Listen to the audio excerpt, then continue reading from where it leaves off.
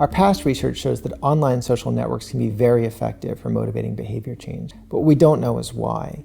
Is it that people are motivated by the social support they get, or are they more responsive to the competitive influences that come from online networks? To answer these questions, we created our own health program called PenShape, an online social network where participants could sign up for exercise classes, and the top performers also had the opportunity to win prizes. The controlled environment at PenShape allowed us to test 4 different social motivations for behavior change.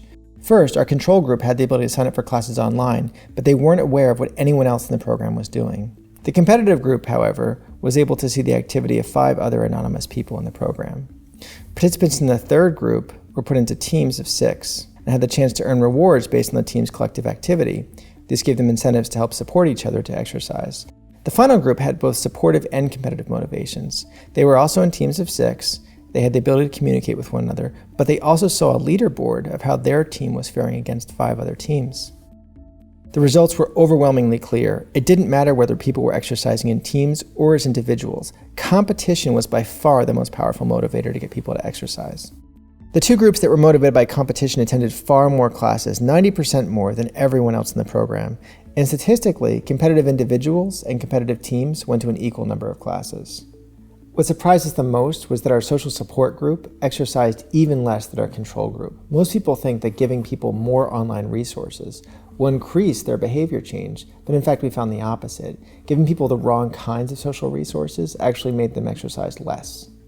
Why this happened is a really important lesson for anyone trying to motivate people on a large scale. A competitive environment puts people into an aspirational mindset. They're paying attention to the people who are exercising the most and ignoring the others. The people who are exercising the most make the others want to exercise more, and you get a kind of social ratcheting up effect for the entire group. However, in a supportive environment, you give equal attention to everyone, both the people who are exercising, but also those who aren't. And the weight of the inactive people gives others permission to be inactive as well, and this creates a social ratcheting down effect. Lifestyle changes are hard to make.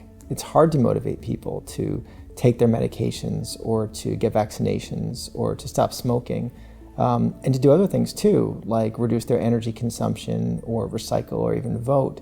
But if you can successfully motivate people to change behavior using online tools, it's a relatively small expense that can do a lot of social good.